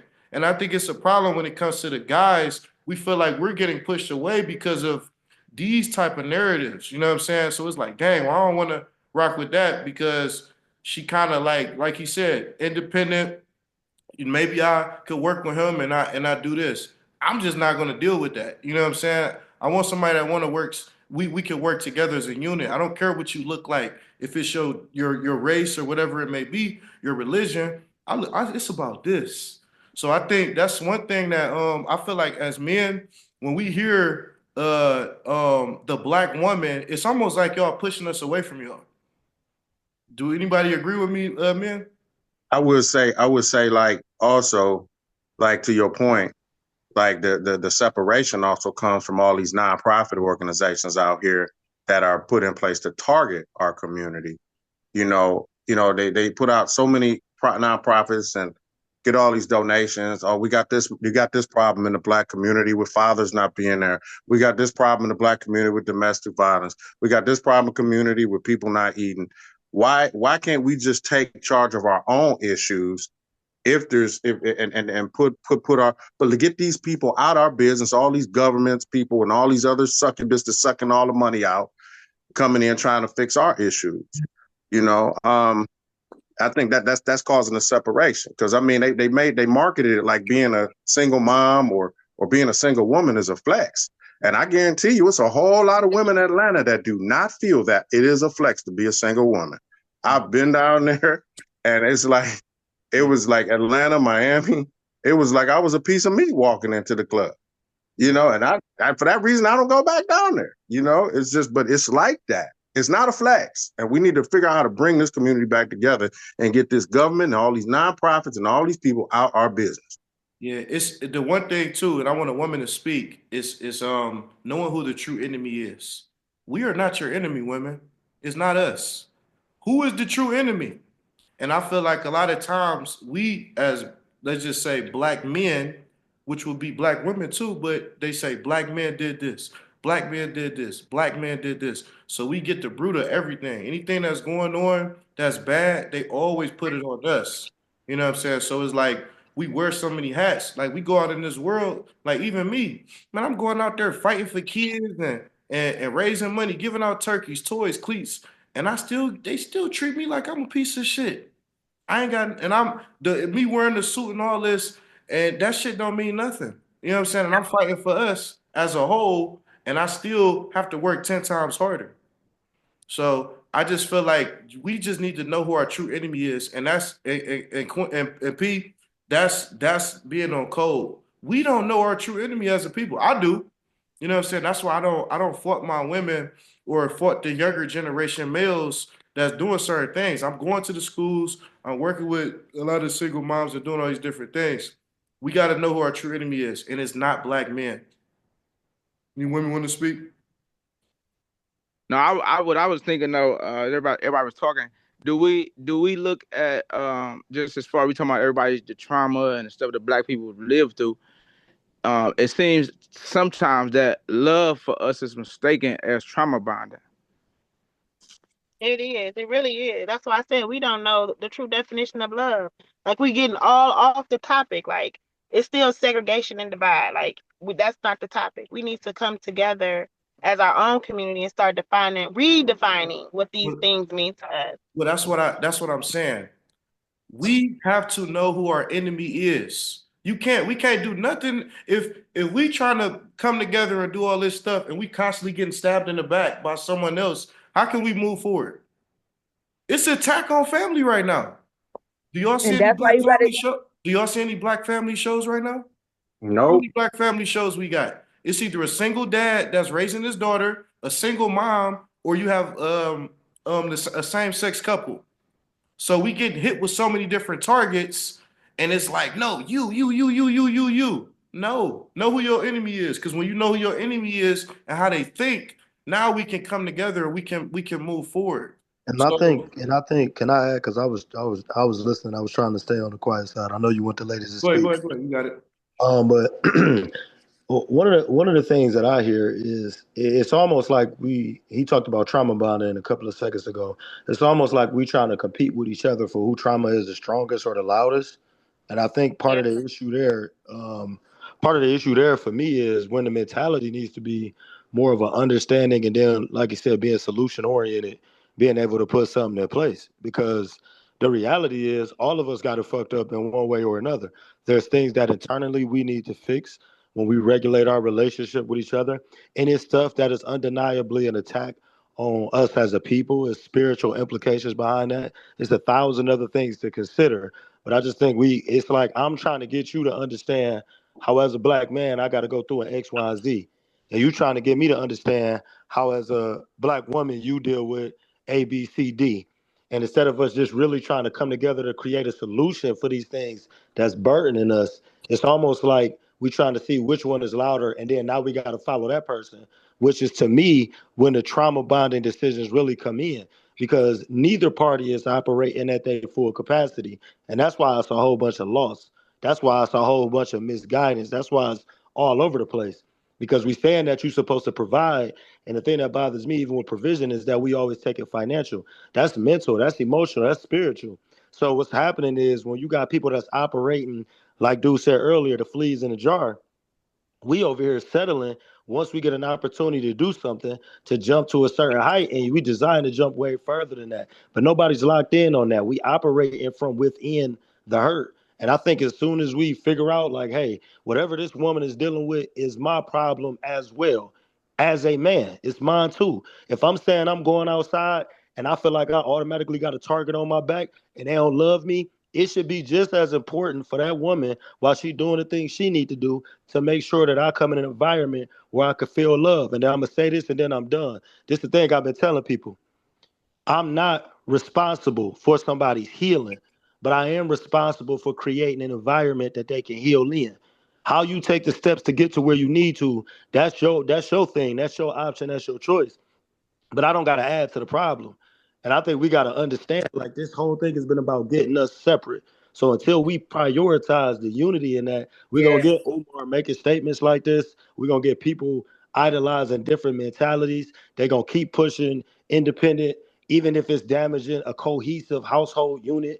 They're gonna keep having nonprofits coming in these communities because we not trying to figure out as a community how to create solutions. We trying to argue who got it the hardest. That's all I wanted to say. Yeah. I want to add in just two seconds. That's we went right Hey, right where we was going with God, where we wrestle not against flesh and blood, but against principalities of darkness and rulers, where we wrestling against spirits, and that's why we got to come together to fight in a unity battle. You know what I'm saying? Yeah, straight up. and also too, I know men we solution based. Women are more emotional, so that could be in that way, a feeling. And I feel like a lot of the boys that I work with now in the community, they're very emotional, and some of them they think like their mom. So that's one thing that I've been working with a lot of these younger boys in that. But I want to hear from Destiny and Doctor also Tayana. I want to hear y'all speak. I know y'all been listening to us, but I want y'all to chime in as well. Yo, Destiny, you go first. Can she go first? You want somebody else to go? Yeah. Okay. Well, I don't want y'all to feel like we just taking over the conversation. You know what I'm saying? I want it to be cohesive. Absolutely. So I'm trying to respect the women as well. So, but also this forum is for a solution, so we all can see how we each other think. You know what I'm saying? It's almost like we have a think tank and we figuring it out. You know what I'm saying? So this is the thing. So if he's speaking and he's telling he might be frustrated, that's what it's for. Just like the women, I'm listening to everything that you guys are saying, and now it's like, how do we come together and fix it? You know what I'm saying? Or at least work on making it better. So anybody else want to speak? Keisha? Or if y'all No, like I'm listen, waiting. I'm if waiting y'all for the like next listening topic. to us talk, No, like it's okay too. I feel like we all did basically touch bases on everything as far as this topic go. I was kind of waiting for the next topic for real because I feel like a lot has been said, a lot has been indulged in this topic right here. Okay. All right. Well, we gonna wrap up. We got like about 10 more minutes. Um, but we could do the one on we'll do the other one the next one. But let's do what should you wear on the first date? I think you Well, should wear. well Okay, go let's ahead. say let's say third date because some people first dates could be a little different. So what should a woman wear, or even a guy? Like if y'all going out to a nice dinner, and then maybe going to a concert in front of a lot of people, what should you wear? A nice blouse, maybe some Some nice jeans, some nice cut jeans and a nice some pair of heels. pumps or heels or something. Can we Add a do one at a little. can we do one at a time? Because I can't hear. It's kind of coming across louder. All I right. can't hear everybody. All right, Doc, you can go first, and then Gia, Tonica. I'm sorry. I was trying to work this computer. Um, what should you wear on the first date? I think, or on the third date, I think that it depends on where you're going and it depends on your style. I think you should be who you are and wear what you like. That's what Is I think. Wendy's a good first date for you? For me, Yeah. I mean, I like Wendy's, so I would be fine with Wendy's, honestly. Any other ladies? Is that a good first date, Wendy's? Not in my opinion, Nah, but nah, that's I'm just cool. my I'm opinion. gonna say Wendy's. It's Nah, I'm really cool. Don't keep healthy. that not there. Take me to no damn Wendy's. Wendy's great. I get a salad. I get a salad. That's cool. I get a salad. That's Nah. but not I, Wendy's. I ain't gonna lie. I ain't gonna lie. I ain't gonna say I would ever take. I would think Wendy's, but I will say, if a woman says something like, you know what, I like going to Wendy's, and I just want us to talk. I ain't gonna lie. That would make that woman a little bit more intriguing to me. Like the fact that it ain't about all the popping stance and a parade. Like to me, that kind of like for me. I know you said third, but like if it was first date, we probably gonna go somewhere to get some coffee, go to the lake, because I'm Exactly. not. Now that's more consistent than taking me to Wendy's. You know what I'm saying? Nah, I mean, and that's why I said I feel it. I was just that's why I said I Yeah. feel what you said. Like I just like for me, if a woman even suggested something like that, immediately she would stand out in my mind because I'd be like dang, that's different. Like you know what I'm saying? Like I appreciate that she want to actually you know what I'm saying see what's going on with me, and it ain't about the aesthetic of me being somewhere. It just to me gives an opportunity because I think a lot of times we be trying to set an image like you know what I'm saying more so from a like this is my impression, like this is what I'm doing in this moment. And I feel like that's cool. But if I'm trying to build intentionally, like I'm trying to build something with you, you know what I'm saying? I feel like I gotta have a little bit a deeper connection. So yeah, no, I just thought that was dope what she said about Wendy's. I don't know if I would ever tell my shorty we pulling up to Wendy's, but it would. I got to do something special for her when she say that she all right with that. What about you, Joe? Is Wendy's a good first date for you? I knew that was coming, bro. I knew that was coming. All right, so I'm gonna give y'all a little background on why he said that. I told him we was having a conversation, and I told him I was like, "Damn, man!" I was like, "I had one of my best dates I ever had," and he was like, "Man," he was like, "You know, we was talking about it, whatever," and I was like, "Yeah, man." I was like, we went downtown. So we went downtown. We went to a museum. We walked it, whatever. I said, and then the female that I was with, she was like, "Man, I'm like really hungry," and I was making a joke. I'm like, "It's the Wendy's on 55th," and she like, "Let's go." So we went to Wendy's and we sat in there for about 3 hours just talking. And I was But see, like, that's damn, different. Y'all started off, but y'all started off at the museum. You see what I'm saying? That's different. Y'all started off at the museum. You ain't just say, "Oh, baby, get somebody to come get you. We about to go out to eat. We about to go to Wendy's." What? You see what I'm saying? It's different when you saying, "Hey, I'm about to come get you. Let's go somewhere we can sit." Like he said, at the lake, we can go over here and sit down and talk and have a conversation. Yes. And then out the blue, oh damn, I'm hungry. Oh boom, it's a you know what I'm saying, a Wendy's, or there's a Chipotle or whatever across the street. Then that's something different. But yeah, no. What about you, Zoe? How you feel? Should you go? Should you take a woman to Wendy's? Y'all already know. I listen, man. I don't even like Wendy's, man. I'm gonna pull up in Wendy's and I'm gonna ask her if she want to get something to eat. See, my baby's screaming right now because she like Wendy's. My daughter eat Benihana's on a regular almost. So I don't like Wendy's, man. I get the concept of it, but for me, I would appreciate the woman for not being like that, but I don't like Wendy's, man. Y'all already know my take. I ain't going to Where you Wendy's. taking your girl on the third date, man? Where y'all going? You going You to say Roof what? Chris? You going to Roof Chris? Marble I ain't Room? going to Roof Chris, but like I say, Benihana's. I even go do the hibachi to go. Mm. Hibachi to go, and then we have a picnic at Garfield. It's going, That's but going. you know what I'm saying. I if a woman is okay with Wendy's, I might have to look at her and see, where have you been in your lifetime for Wendy's to be, you know, and that's just me. You know what I'm saying? so Be do you, I've been in acceptable. some places, but Exactly. so Exactly, do you Joe. think her food of choice, hold on. So you think me taking this girl to Wendy's define who she is? no, no, No. no. What I'm saying is when I go somewhere, I'm going for the ambiance of the spot so that the aroma So can what's be what's wrong set. with McDonald's? What The about the McDonald's with the chandelier? That's ambiance. Man, can we go? that Can we that go to that hip that hop? is that is a little bit of ambiance, but if you've been to a few places, when you take somebody to somewhere you go, it's like, what I'm saying, that's how they see you. You know what I'm saying? That's All right. this is your Well, thing. answer the question.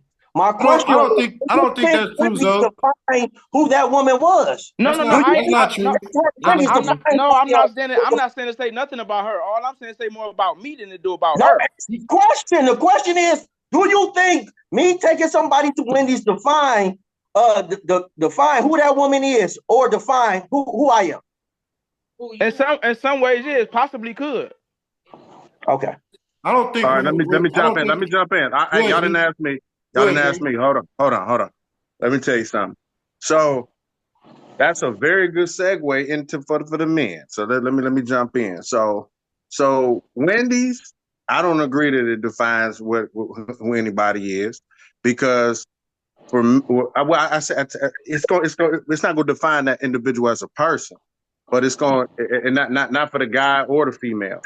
It's just going to be, if it's is this a first if this is a This, first date. this is the first date at Wendy's, but Okay, hold man, on, hold on. Let me finish my point, my brother. Good brother. Let me finish my point.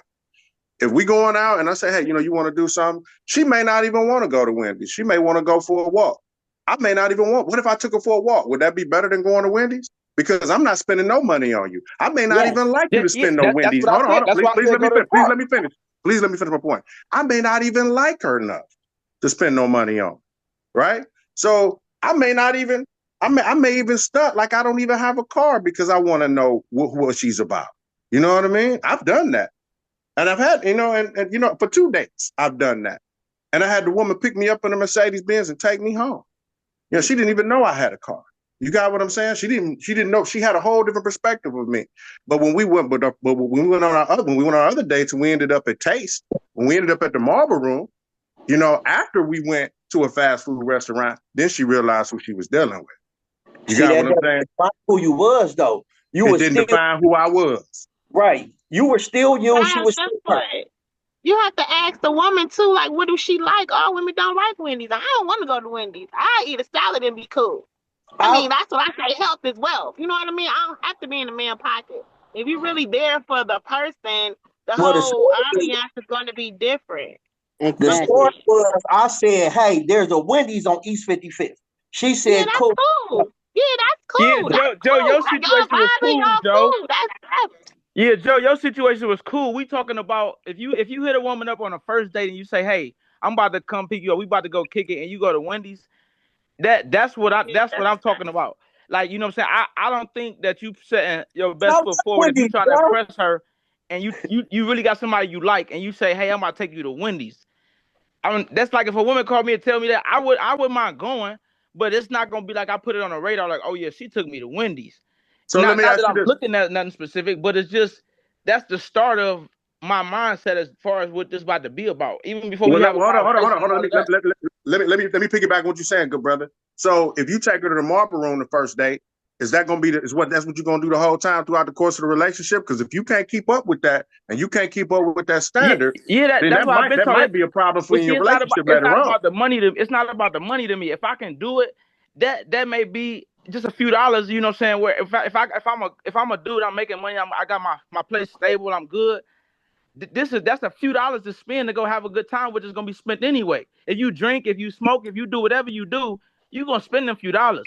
Now doing it to go and let the lady have a good time, that's a different type of ambiance that she would appreciate deeper than if you go to Wendy's. You can still have a conversation, but I'm just saying for me, if I'm trying to set an impress and want her to want me the way I want her, I'm not going to Wendy's. Well, she got to match that energy then. Well, I'm not taking a woman out that's not matching no energy. See, if I'm going out with her, then what's the point of going out if I'm not looking to impress? That's a waste of my time. I think I understand what he's saying, and I agree with it to that logic. If it's just about the like the impression that you're trying to leave with somebody that you're trying to impress. I think the thing that's getting lost in all of that though is if that's not what the woman is into, like, because what if she don't like that? Like the stuff that we saying as men is the pinnacle of it ain't nothing. I'm trying to make sure she having a good time.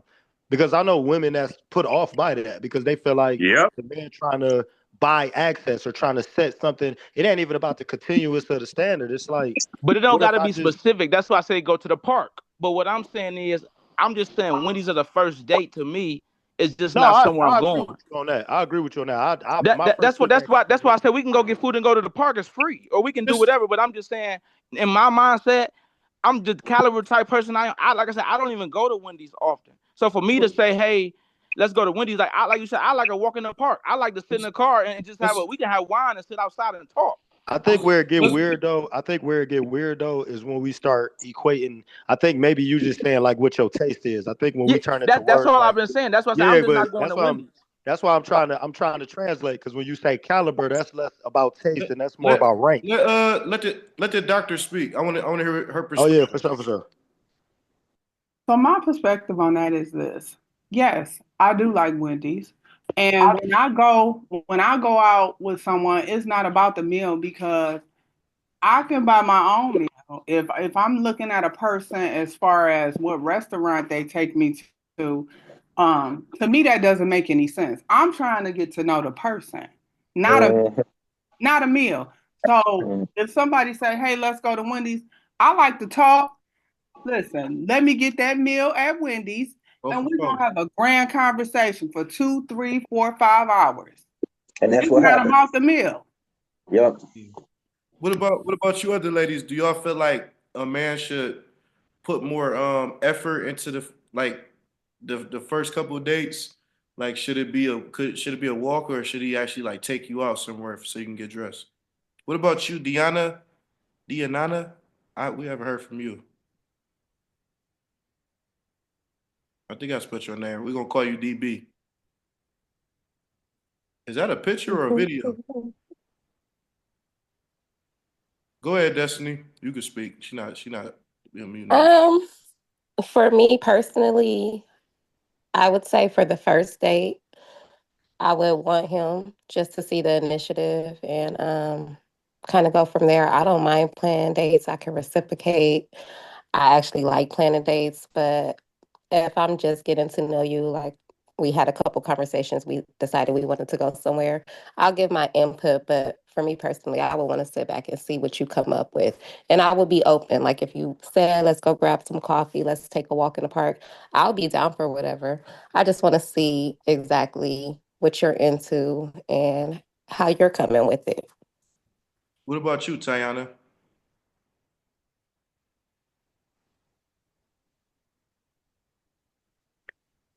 So yeah, I'm definitely down for like just going somewhere open and having conversation.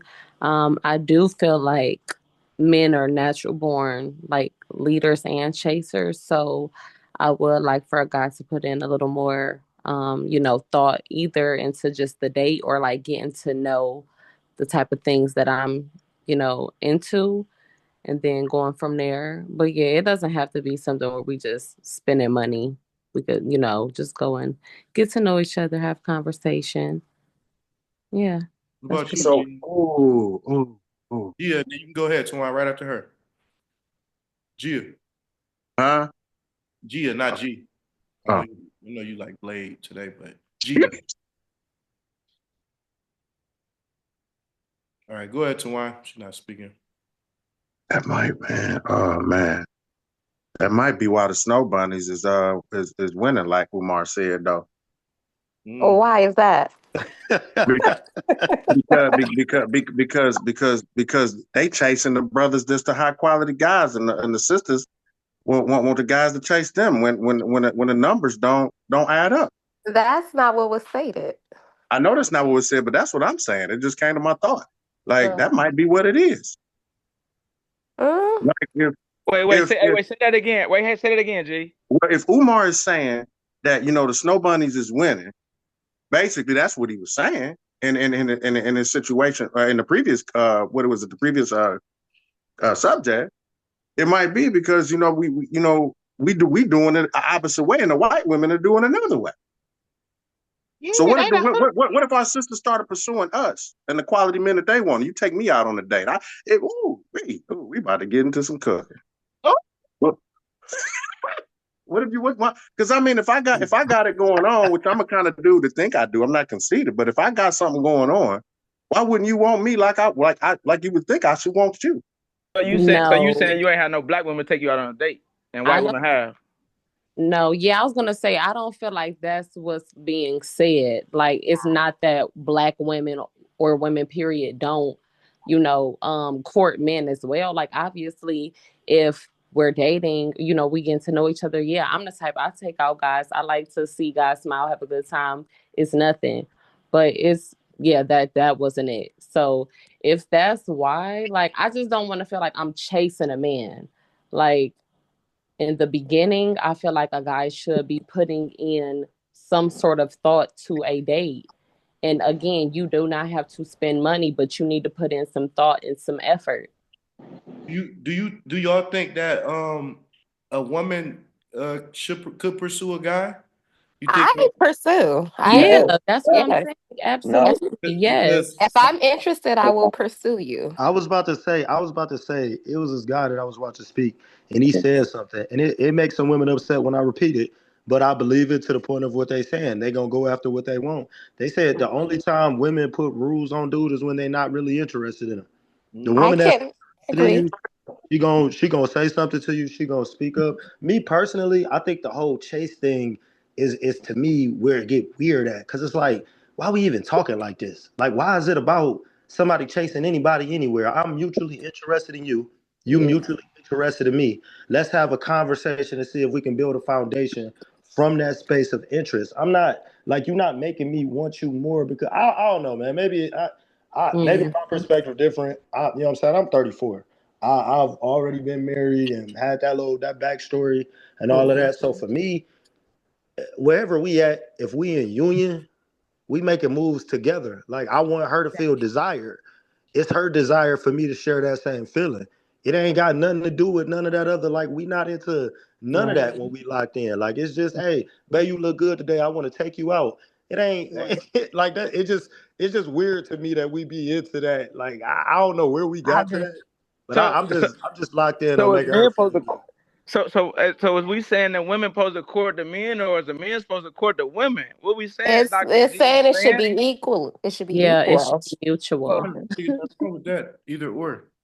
But no, I It's was just saying. I was just saying because what he said about what y'all saying about the women pursuing the man.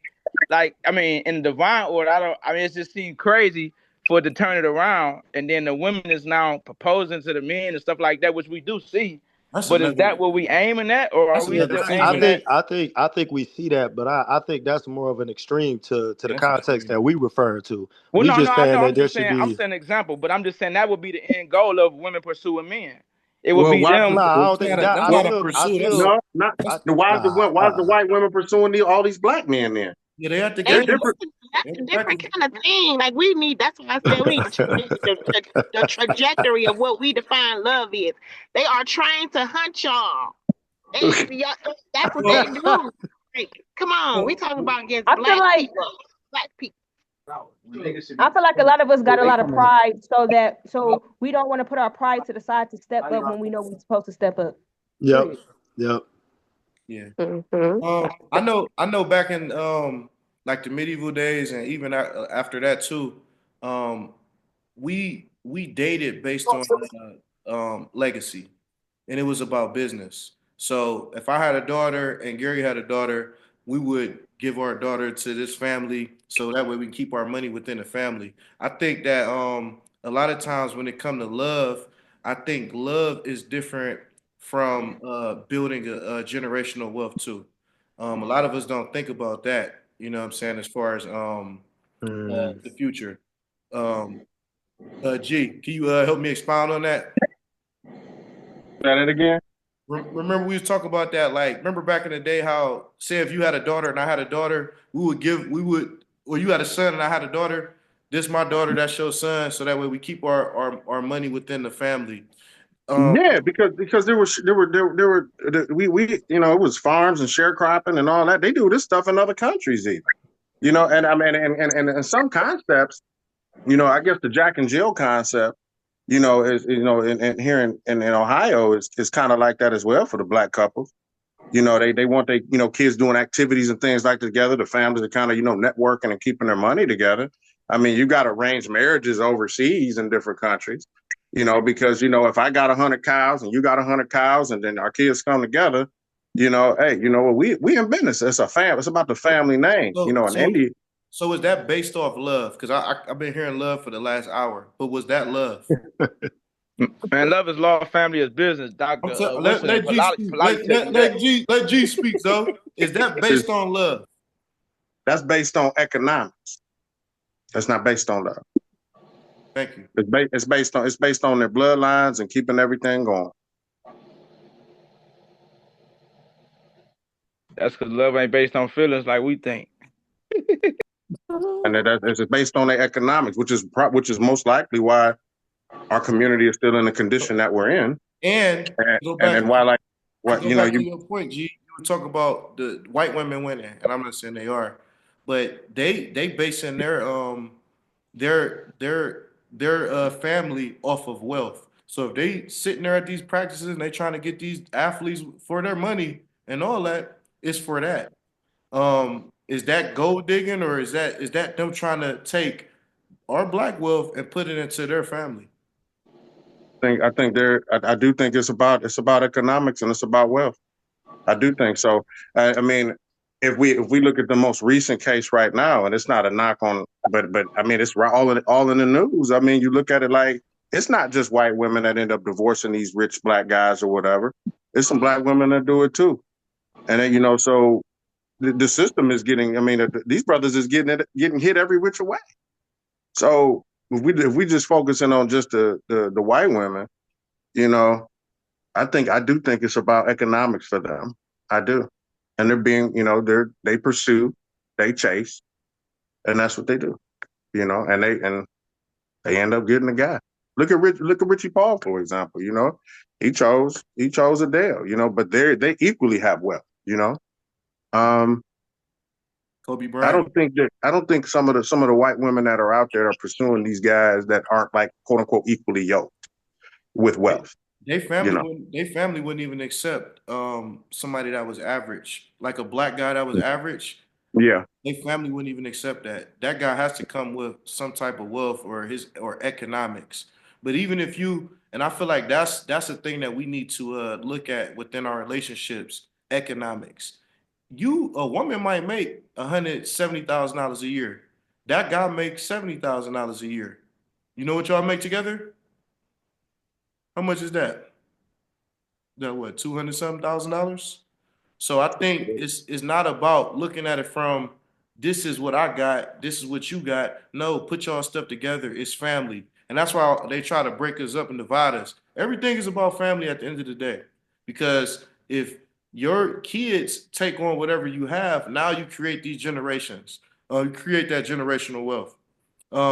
The So you saying basically the root of economics is the family institution. Exactly. Yeah, yeah. And And Jesus, if you look at it from the spiritual standpoint, you know, in scriptures, Jesus was the cornerstone of the church. and two, most houses get broken up over economics. You know what I'm saying? Mm-hmm. It's always about money. You know, even if me and you fell out, G, it might be over money. It's always about economics. And if economics is good, it's love. You know what I'm saying? The love gonna come. So I think that we gotta start working on that part. Because everybody else looking at that but us. What do y'all think? Mm. I agree. Okay. I know we about to wrap it up, y'all. This is a great conversation. And this was our first one. Business or pleasure. We had BOP live. But we're gonna be back at this Sunday, next Sunday. Anybody got any closing remarks before we get off? I just want to Anybody else? I was just going to say it was a pleasure. We talked about a lot of great topics, got a lot of great opinions and different insights. And I think that, the next time is just going to continue to get better as we go along. We listen to each other, focus, try to stay more so on topics so we can kind of get through our topics a little more. And pleasure meeting all you wonderful people. Likewise. So everybody have a great Nice night. meeting you, bro. And we'll be back sooner than later. All right. Have a good night, everyone. All right, good night. All right, Have a good good night. night. Good night.